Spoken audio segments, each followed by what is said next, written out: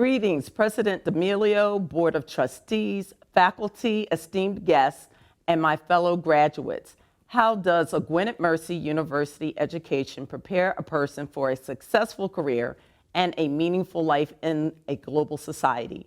It prepares you to rise above the status quo, to challenge what exists, and to address the critical concerns of the Sisters of Mercy: Earth, immigration, anti-racism, nonviolence, and women. My chosen career path relates to the concerns. I am a female entrepreneur who is dedicated to holistic and integrated approaches that supports one's emotional and mental health. Fellow graduates, join me for a moment as I bring understanding to the word rise, a word with which those of us in the doctoral program are quite familiar.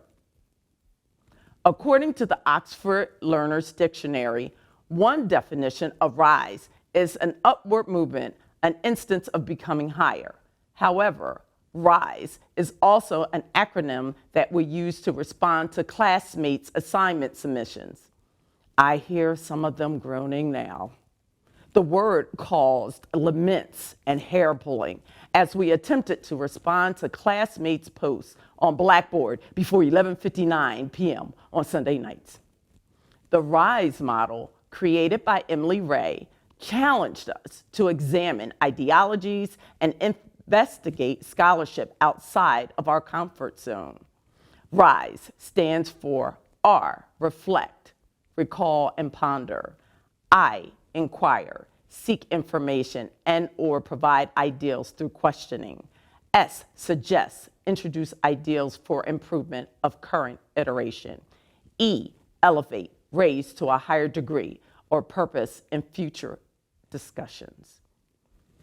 R, reflect. My statement of philosophy for admission to the doctoral program included the premise that education should be holistic in delivery, an ongoing metamorphosis of a learner's physical, intellectual, emotional, and spiritual state. My purpose was to educate the public about emotional wellness and its influences on family, academics, and workplace.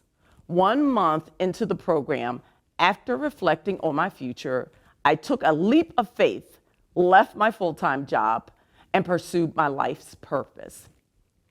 I, inquire.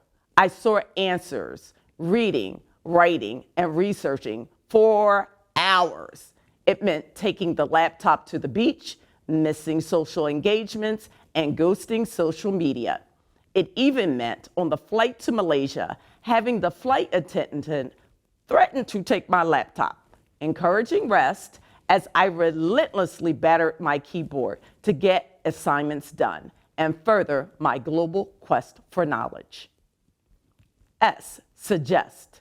My ongoing suggestion to classmates was to shift their attention to the social, emotional, and mental health care needs in the classroom and workplace.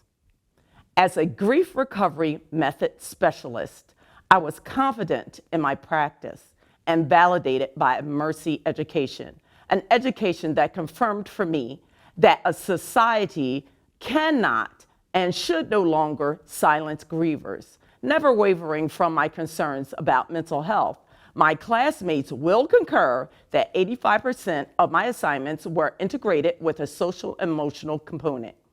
It was in every introduction, most journal submissions, all of my superintendent entry plans, and in my suggestions to my classmates. E, elevate. In January 2020, COVID-19, the coronavirus pandemic, rocked the world, changing life as we knew it. According to the UNESCO, in May 2020, COVID-19 had resulted in 153 countrywide school closures, which impacted over 1 billion preschool to secondary school students. On June 11, 2020, the CDC indicated on their website many people are experiencing grief during the COVID-19 pandemic. Grief is a normal response to loss. It can happen in response to loss of life and drastic changes to daily routines. It is imperative that we elevate the narrative of emotional and mental health to a higher degree beyond trauma and death so we can help others heal after this pandemic.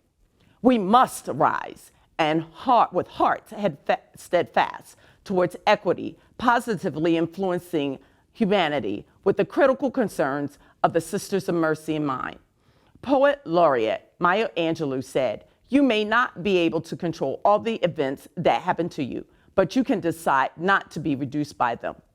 The brokenheartedness of grief or change, which is pervasive in the global society, must not be allowed to control or define our capacity as human beings.